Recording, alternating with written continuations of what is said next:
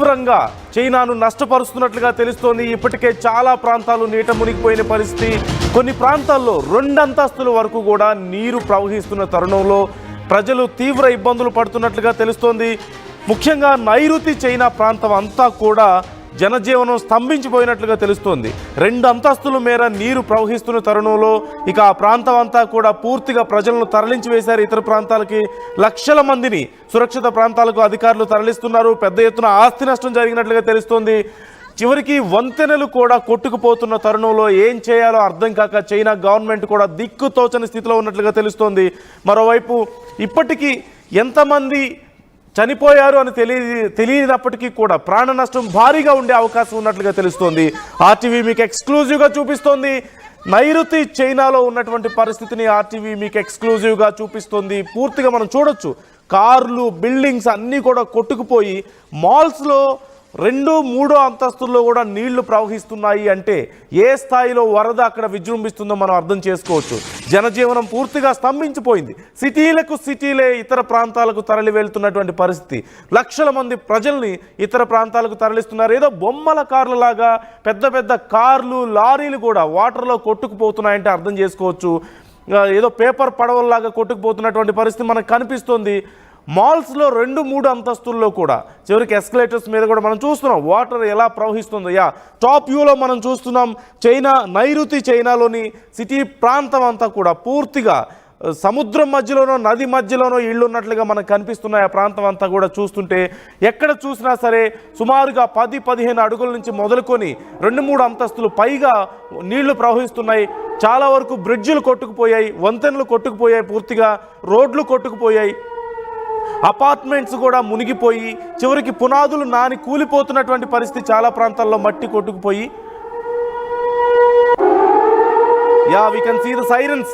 China ప్రాంతంలో చాలా ప్రాంతాల్లో ఇప్పుడు ఈ సైరన్స్ సహజంగా యుద్ధ ప్రాంతాల్లోనో విపత్తుల ప్రాంతాల్లోనో మోగించేటువంటి సైరన్స్ ఇవి. పూర్తిగా ఆ ప్రాంతం అంతా కూడా నైరుతి చైనా అంతా కూడా వరద ముంపుకు గురైనటువంటి పరిస్థితి.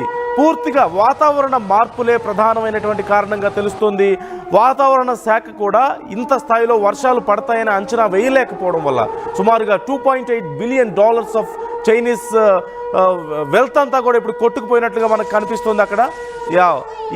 ఇలాంటి సైరన్స్ మోగింది అంటే ఖచ్చితంగా ఏదో ఒక విపత్తు వస్తుంది. అది యుద్ధమైనా అయి ఉండొచ్చు, వాతావరణంలో తీవ్రమైనటువంటి మార్పుల కారణంగా వచ్చేటువంటి తుఫాన్లు, వరదలు, ఇలాంటి విపత్తులు సహజంగా వచ్చినప్పుడు ఇలాంటి సైరన్స్ మనకు మోగుతూ ఉంటాయి.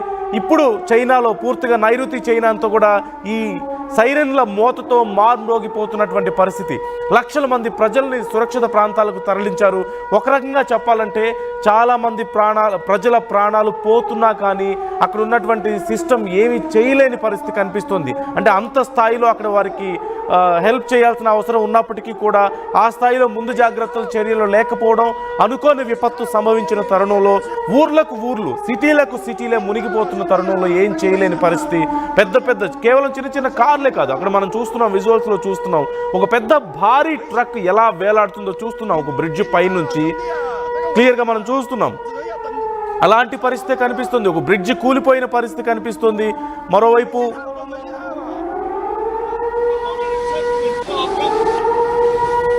你命大啊，兄弟啊，这个危险啊，只能要等消防来了。没信号啊！你命大啊，兄弟啊，这个危险啊，只能要等消防来了。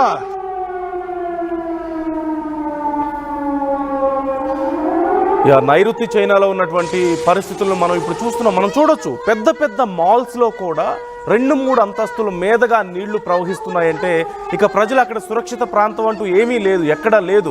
అక్కడ ఉన్నటువంటి ఎస్కలేటర్స్ మీదగా 2వ, 3వ ఫ్లోర్ నుంచి వాటర్ ప్రవహిస్తుందంటే అర్థం చేసుకోవచ్చు ఏ స్థాయిలో అక్కడ వరద ఉధృతి ఉంది అనేది. ఇళ్ళు, అపార్ట్మెంట్లు అనే తేడా ఏం లేదు. పూర్తిగా అక్కడ నుంచి లక్షల మంది ప్రజల్ని చైనా ఇప్పటికే తరలించింది. అనేక మంది ప్రజలు ఇంకా ఆ ఫ్లడ్స్లో ఇరుక్కుపోయినట్లుగా తెలుస్తుంది. వారిని కాపాడేందుకు చైనా తీవ్ర ప్రయత్నాలు చేస్తుంది. 2025కి సంబంధించి మొట్టమొదటి రెడ్ అలర్ట్ ఇప్పటికే చైనాలో ప్రకటించారు.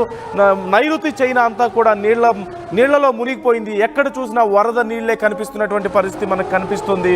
ముందుగా అధికారులు అంచనా వేయలేకపోవడం అనేది కూడా ఇక్కడ ఒక పెద్ద తప్పిదంగా తెలుస్తుంది. అంటే వాతావరణంలో వచ్చినటువంటి సడన్ చేంజెస్ని వాతావరణ శాఖ అధికారులు అంచనా వేయలేకపోవడం, అలాగే ఈ వరద ఇంత ఉధృతి వస్తుందనేది కూడా అంచనా వేయలేకపోవడం వల్ల ఇంత భారీ నష్టాన్ని చైనా చవి చూడాల్సిన పరిస్థితి వస్తున్నట్లుగా తెలుస్తోంది. పెద్ద పెద్ద బిల్డింగ్స్ కూలిపోతున్నాయి, మాల్స్ కూలిపోతున్నాయి, కార్లు, ట్రక్కులు, బస్సులు ఆట బొమ్మల్లాగా వాటర్లో కొట్టుకుపోతున్నటువంటి పరిస్థితి మనకు కనిపిస్తుంది. ప్రజలు ప్రాణాలు చేత పట్టుకొని పరిగెత్తాల్సిన పరిస్థితి. ఇప్పటికే చాలా వరకు చైనా ప్రభుత్వం అక్కడ సహాయక చర్యలు కొనసాగిస్తున్నప్పటికీ కూడా ఇంకా అనేక మంది ఈ నీళ్లలో చిక్కుకుపోయినట్లుగా తెలుస్తుంది. వరదల్లో చిక్కుకుపోయి తిండి నీరు తాగడానికి మంచినీరు లేక తిండి లేక అల్లాడిపోతున్నారు. చైనా గవర్నమెంట్ ఇప్పటికే అన్ని ప్రయత్నాలు చేస్తున్నప్పటికీ కూడా పూర్తి స్థాయిలో సహాయక చర్యలు అందించలేని పరిస్థితి మనకు కనిపిస్తుంది. విజువల్స్లో మనం చూస్తున్నాం క్లియర్గా. ఆర్టీవీ ఎక్స్క్లూజివ్గా మీకు అందిస్తుంది చైనాలో ఉన్నటువంటి ప్రస్తుత పరిస్థితిని. పెద్ద పెద్ద లారీలు, ట్యాంకర్లు, బస్సులు, కార్లు ఆట బొమ్మల మాదిరిగా నీళ్లలో పేపర్ పడవల్లాగా కొట్టుకుపోతున్నటువంటి పరిస్థితి కనిపిస్తుంది. ఇంత ఫ్లడ్స్ని మరి చైనా ఎలా కంట్రోల్ చేయగలుగుతుంది అనేది, ఎప్పటిలోపు తేరుకోగలుగుతుంది ఇలాంటి నష్టం నుంచి అనేది ఒక పెద్ద ప్రశ్నగా మారింది. ఇప్పుడు మరోవైపు ఇప్పటికే చైనా అంతా కూడా రెడ్ అలర్ట్ ప్రకటించారు. నైరుతి చైనా అంతా నీటిమయమైన నేపథ్యంలో మిగతా ప్రాంతాలలో కూడా ఈ ఫ్లడ్స్ ఎఫెక్ట్ ఉండే అవకాశం ఉంది అంటూ అధికారులు అంచనా వేస్తున్నట్లుగా తెలుస్తుంది. లక్షల మందిని సురక్షిత ప్రాంతాలకు తరలించి వారికి సహాయక చర్యలు కొనసాగిస్తున్నారు. ఇప్పటికే మనం చూస్తున్నాం ఒక పెద్ద భారీ ట్రక్ ఒకటి ఎలా అదుపు తప్పి కింద పడిపోవడానికి సిద్ధంగా ఉందో మనకు కనిపిస్తుంది. అంటే కనీసం ఎవరు పట్టించుకునే పరిస్థితి లేదు, వాటిని పక్కకు తీసే పరిస్థితి లేదు. రోడ్లు కొట్టుకుపోతున్నాయి, వంతెనలు కొట్టుకుపోతున్నాయి, కార్లు కొట్టుకుపోతున్నాయి, ఇళ్ళు కొట్టుకుపోతున్నాయి. పెద్ద పెద్ద షాపింగ్ మాల్స్ కూడా నీటితో మునిగిపోతున్నటువంటి పరిస్థితి మనకు కనిపిస్తుంది. ప్రధానంగా నైరుతి చైనాలోని అన్హుయ్, హెనాన్, అలాగే హ్యుబుయ్, హునా, అలాగే జియాన్జు రీజియన్స్లో ఈ వరద ప్రవాహం ఎక్కువగా ఉన్నట్లుగా మనకు తెలుస్తుంది. పూర్తిగా 6-7 రీజియన్స్లో ఈ వరద ముంపుకు గురైన నేపథ్యంలో ఇక చైనా తీవ్ర స్థాయిలో శ్రమిస్తున్నట్లుగా తెలుస్తుంది. వాళ్ళ ప్రజలను కాపాడుకునేందుకు ప్రధానంగా ఇంత భారీ వర్షం పడుతుందని కానీ, ఇంత పెద్ద ఎత్తున ఫ్లడ్స్ వస్తాయని కానీ అధికారులు అంచనా వేయకపోవడం వల్ల ఈ స్థాయిలో ఏర్పాట్లు చేసుకోలేకపోయారు. ప్రతిఫలం మనం చూస్తున్నాం. సిటీలు మునిగిపోయి లక్షల మంది ప్రజలు ప్రాణాలు చేతబట్టుకొని ఇతర ప్రాంతాలకు తరలిపోవాల్సినటువంటి పరిస్థితి. ఇంకా అనేక మంది ప్రజలు వరదల్లో చిక్కుకున్నట్లుగా తెలుస్తోంది. పూర్తిగా భారీ ఎత్తున చైనాకు నష్టం వాటిల్లినట్లుగా మనకు కనిపిస్తుంది.